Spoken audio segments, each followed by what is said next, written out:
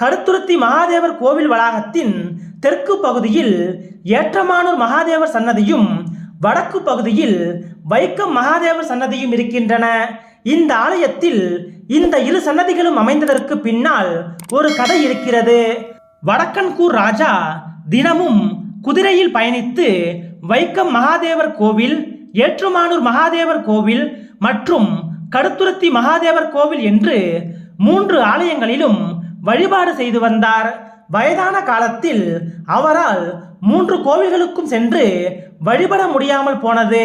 எனவே அவர் கடுத்துருத்தி கோவிலின் வடக்கு பகுதியில் வைக்கம் மகாதேவரை கிழக்கு நோக்கியபடியும், தெற்கு பகுதியில் ஏற்றமானூர் மகாதேவரை மேற்கு நோக்கியபடியும் நிறுவி ஒரே தலத்தில் 3 தலங்களின் மகாதேவர்களையும் வழிபாடு செய்தார்.